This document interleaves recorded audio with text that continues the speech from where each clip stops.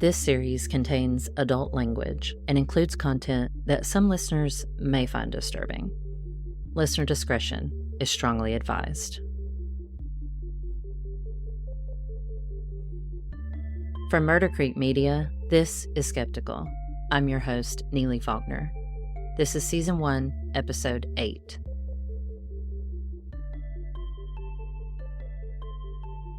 If you're just now tuning into Skeptical, this is one story told week by week. So if you haven't listened to our episodes in sequential order, go back to Episode 1 and start from the beginning.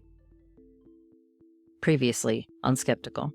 He had a sickness. Let's just say that Mike had a sickness, right? He would take advantage of younger boys. There's no way he could have known what he knew unless he would have been there. I was convinced at the time, and still am, that this guy was not guilty of this crime. I know he didn't do it. Of course, I don't have the money or the resources to ever get him out. Because he knew where that body fell, he knew the gun, he knew where he picked the gun up from. He just knew everything. His lawyers knew about these two police officers and didn't call them as witnesses.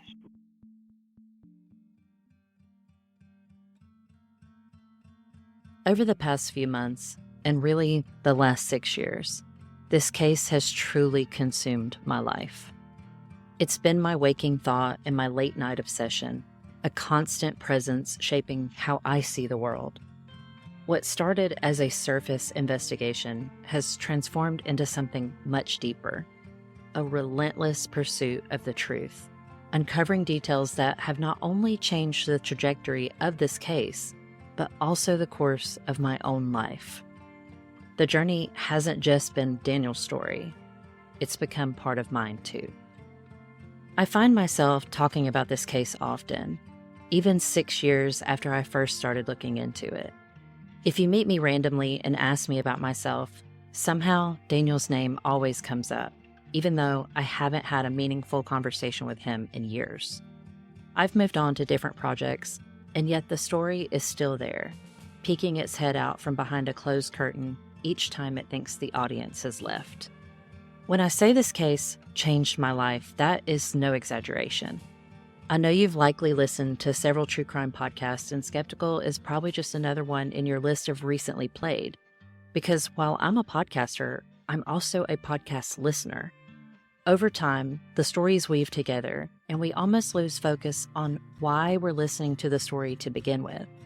So when I created Skeptical, my hope was to actually change the narrative, not just write a script and move on. Back in 2019, I released the first iteration of this podcast. It was so raw, unpolished, and so far removed from what it's become today. Back then, I had nowhere near the amount of evidence I do now. The material you've heard in the first 7 episodes of this season was all I had to work with when I first hit publish. Yet even then, I was convinced, deeply, irrevocably convinced, that Daniel Blan was innocent. And I committed myself to fighting for his release based solely on what I knew at that time. And honestly, I'm not sure what I expected when I first hit publish. I'd never created a podcast before, and the story I had written was shaky. I had a ton of information in my head that translated to paper in a way that made sense to me, but I wasn't sure it would to listeners. But the response to Skeptical 1.0 was better than I expected. Listeners I'd never met, total strangers, reached out to let me know they had listened to the podcast and shared their belief that Daniel was wrongfully convicted. The podcast gained unexpected traction, far more than I could have imagined for an independent creator like myself. And then something incredible happened. People connected to the case began paying attention. The evidence I'm about to share in this second half of the season is what came to light after the first release of Skeptical was published. The story you're going to hear is what drove me to pull the podcast from all platforms, start over, and commit myself to uncovering the truth, no matter the cost. So let's rewind to September of 2018, when I came across a woman named Amy. Amy wasn't a name that had surfaced often in connection to Daniel's case. She hadn't testified at his trial, and her name didn't carry any of the weight you'd expect from a key witness. But as I sifted through the mountain of case files Daniel had meticulously collected over the years, I stumbled across her witness statement. Dated 1995, it was buried in a sea of documents that had passed through countless hands as Daniel's legal team shifted over time. Her statement had never been presented in court, but I wasn't confined to the walls of a courtroom. My goal was to uncover the whole story, one that extended beyond what was officially documented. I reached out to Amy like I had many others like her, uncertain about what I'd find. At first, I hoped she might offer some detail that would fill a gap or clarify a lingering question. And what I didn't expect was that Amy would become one of the most pivotal figures in this entire investigation. When I called Amy, she mentioned a name I had heard several times before, Bobby Casper. Each time I heard her name prior to Amy's statement, I had dismissed it, assuming it held little relevance to Daniel's case. As she talked, she began piecing together a story that was so intricate, chilling, and almost impossible to believe. Bobby had been hired by the Bernos family as a private investigator after Mike's murder, but according to Amy, Bobby's involvement went far beyond what anyone had initially understood. I was intrigued, so I began digging deeper into Bobby Casper's role, and what I uncovered was surprising. This wasn't just a private investigator doing a routine job. Bobby's actions, whether by negligence, design, something more sinister, I don't know, they were wrapped in layers of mystery and deception. And as I pulled back each layer, I realized this was bigger than I imagined. Bobby's role wasn't just a side note as I had thought. It was a critical thread that, when unraveled, began to really challenge Daniel's conviction. On August 14th, 1995, Amy gave a witness statement to the Alabama Bureau of Investigation. She wasn't claiming to have witnessed the murder of Mike Bernos herself, but she did say she had been hanging out at a friend's house when a student named Latrell Jackson started talking about the murder. According to Amy, Latrell claimed that Tony Quince, Jason Posey, and Aronde Ziegler were the ones who killed Mike. Latrell didn't just drop their names. He described the murder in detail. He said they had snuck up behind Mike, who was reclining and completely unaware of their presence, and shot him in cold blood. What struck me the most was how closely this description aligned with the known details of the crime scene. But that wasn't all. In her statement, Amy also mentioned that she had once confronted Tony Quince directly, asking if he had committed the murder. His response was a cryptic warning for her to stay out of it. The vividness of Latrell's description was unsettling. It was almost too vivid for someone who wasn't there. How did Latrell know such specific details? And more importantly, why wasn't this lead pursued further? These names and these allegations, why hadn't they gone anywhere?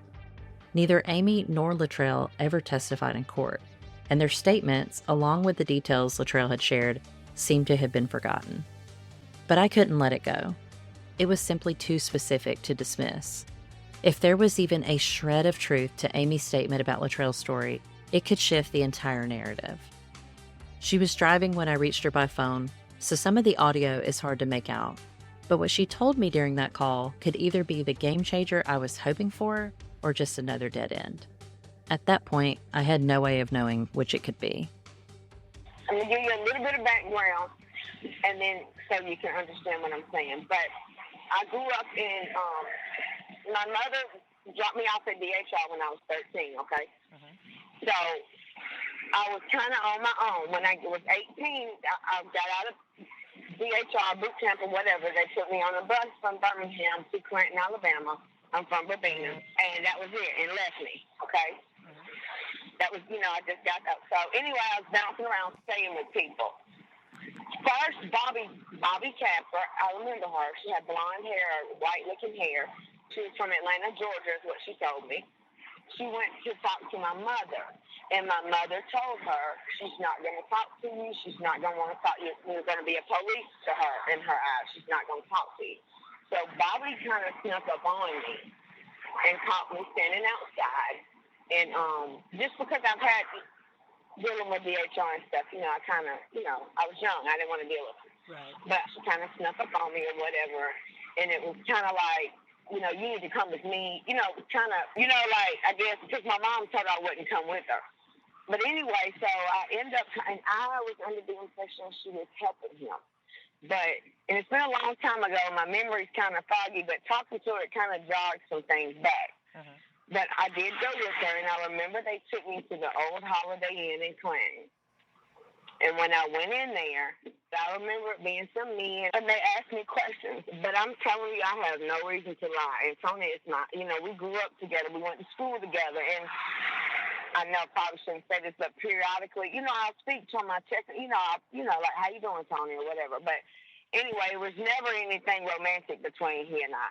But I never told them, Tony told me to stay out of it, because he never told me that.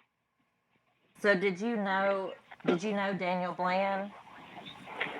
No, I still don't know who that is. From just the stories that I heard, I'm under the impression it was the coach's son. But I don't know. But you didn't know that before the investigators talked to you? No. Amy and I went back and forth for a few minutes as I asked her if she remembered writing the witness statement. She didn't recall writing the statement itself, but what she did remember vividly was the day Bobby Casper took her to the Holiday Inn in Clanton. However, Amy repeatedly denied one critical part of her statement.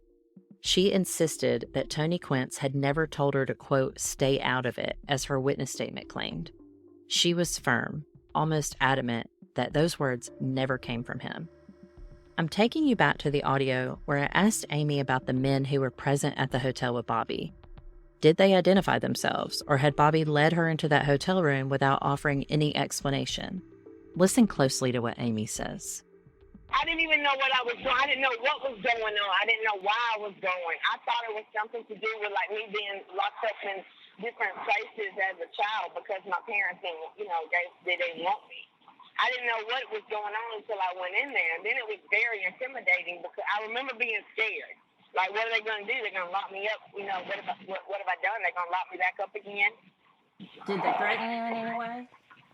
I'm not going to say they threatened me, because I don't want to tell any stories. But I just remember being like, wow, these people, I better say what, these people, it was kind of like, I don't want to say the wrong thing or misjudge it in any way, but I just remember kind of feeling like, you better do what these people want you to do, or your ass ain't going to get out of here.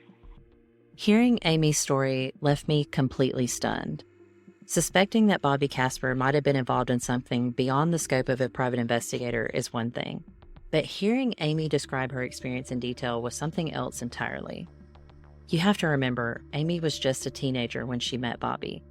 She says at first, their relationship seemed innocent. Bobby acted almost like a mentor, even a caretaker, buying Amy food, taking her shopping, doing things that any young girl without a supportive home life would naturally gravitate towards. Amy trusted Bobby. She says she opened up to her, confided in her about her life, and mentioned her friendship with Tony. But what Amy didn't realize at the time was how that friendship would draw her into something far bigger and maybe even more dangerous than she ever could have anticipated. One day, Bobby picked Amy up and drove her to the Holiday Inn in Clanton. To Amy, it seemed like just another outing. But when Amy walked into the hotel room, she said the atmosphere shifted. Inside, two men that Amy didn't recognize were waiting for her. Bobby, along with these men, began questioning Amy about Tony Quince and his alleged involvement in the murder of Mike Bernos. Amy was caught completely off guard. She had no connection to the murder, she wasn't involved, and knew absolutely nothing about it. She and Tony were friends, but that was the extent of their relationship. Still, Amy says the questions kept coming, with their intensity growing.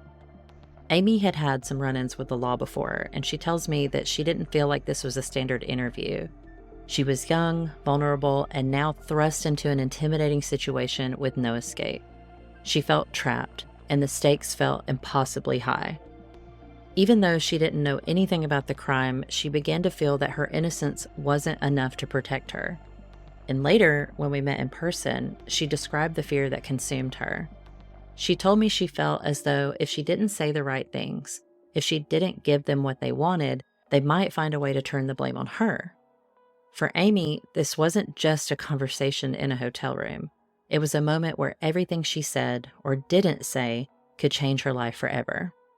As Amy spoke, both on the phone and in person later, the weight of her revelations began to crush the narrative I'd been piecing together for months. Because by now, this wasn't just about uncovering the truth behind Mike Bernos' murder anymore.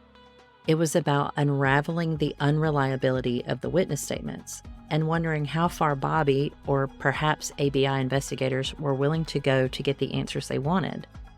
As we were wrapping up our conversation, Amy told me something else about Bobby. It was a story about another time Bobby had crossed a line, and it painted a disturbing picture of the woman that had now become the center of my investigation. Amy recounted how Bobby once confided in her about a man she was investigating. Bobby was convinced he had committed a crime, but there was a problem. She didn't have the evidence to prove it. And that's when Amy says Bobby proposed a shocking solution. Amy claims Bobby wanted her, a teenager at the time, to buy a large amount of drugs. Not for personal use, but to frame the man Bobby believed was guilty. And now that I sit back and think of it and know that she was against him, I feel like she was just trying to get something out of me because I had nothing. But I told her the story, and I never have told nobody. God can strike me dead right now. I never spoke a word of it to not one soul. But that lady tried to get me to buy some drugs. She wanted me to buy some crack, a big quantity of it. And I said, yeah, I can find somebody, but they're going to wonder what the hell I'm buying it for. You know, and what am I doing with it? They're going to think, whatever. But she wanted, and I remember her telling me the story of a man that killed his wife. And they knew that he was guilty, but they couldn't prove it, and they needed this dose to set him up. I swear to God, and I'm not lying. And that was while you were at the hotel room, or that was after? No, that was while she was, I don't remember, it's been so long, but I remember us being in her car and her telling me that. Like, I think she was trying to befriend me and treat me to get, and butter me up to work me into doing that for her. Hearing this, I was floored. It was one thing to suspect Bobby of being overly aggressive in her investigations, but this crossed the line into an entirely different realm. If what Amy was saying was true, Bobby wasn't just bending the rules. She was breaking them in ways that could ruin lives. This revelation sparked a cascade of questions I couldn't ignore. Had Bobby attempted similar manipulations in this case? Had she crossed every line, broken every rule to craft her version of the truth? And if so, how many others had been ensnared in the web? How many stories were twisted, tainted, or outright fabricated because of her involvement? I knew I couldn't let Amy's account remain just a conversation. It was too significant, too potentially transformative. So I asked her if she'd be willing to sign a notarized affidavit officially documenting everything she had told me. My gut told me that her testimony could be critical to Daniel and Tony's defense, especially in any future appeals. If investigators had manipulated witnesses and fabricated evidence, every detail needed to be preserved. An affidavit could solidify this as the cornerstone of any legal strategy. To my relief, Amy didn't hesitate, and she agreed to put her story into writing. On September 6, 2018, we sat down to continue our conversation. By the end of that meeting, I held in my hands a signed affidavit, notarized by an Alabama public notary, detailing Amy's account of what she had seen, heard, and experienced. Amy's affidavit became the second official piece of documented evidence supporting claims that investigators had fabricated evidence to pin Mike Bernos' murder on Daniel and Tony. The first had come from Richard Edge, whom I spoke about in previous episodes, and Amy's testimony further bolstered that narrative. But the questions still lingered. If there were already two people willing to step forward with stories of manipulation and misconduct, how many more were out there? How many more witnesses, pressured or coerced more than 25 years ago, were still carrying the weight of untold truths? Could there be others, like Amy, that would find the courage to come forward if someone asked the right questions? But with every new discovery, the question grew louder. Would it be enough? Could the truth, hidden for decades, finally tip the scales of justice? Or would these voices, now uniting, still be drowned out by the weight of a broken system? I didn't know, but I was sure as hell determined to find out. Next week on Skeptical. And all of it was lies. It wasn't, it was a bunch of bullshit. We were scared, trying to get out of trouble. And whatever they told us is what we said. Pretty much the way it went down. What did this lady investigator look like? Do you remember? Yeah, she had blonde hair, kind of like a, I don't know, real blondish hair, kind of older lady. Did you know that Timothy Marshall gave a statement back to the GIP back in 2012, basically saying the exact same thing he told me? Are you kidding me? Skeptical is a production of Murder Creek Media. It's created, written, and narrated by me. Our associate producers are Emily Christie, Tony Forbes, Camry Council, Lauren Powell, and Chantrice Martin. Special thanks to Bailey Dollar and Clarissa Rambo. You can find out more about us and our work by visiting murdercreekmedia.com. If you're hungry for more, consider joining our premium subscription on Spotify. Unlock exclusive access to unaired content, including extended audio interviews and host commentary, offering a deeper dive into the cases that grip your curiosity. You can also join the conversation online by searching our social handle, SkepticalPod. If you like this episode, we'd love to hear from you. Leaving a review helps us grow and improve, making sure we can continue to bring you the content you crave. Every rating, comment, and share helps others discover our show. Remember, every voice matters in the pursuit of justice. Keep questioning, keep advocating, and together we can make a difference.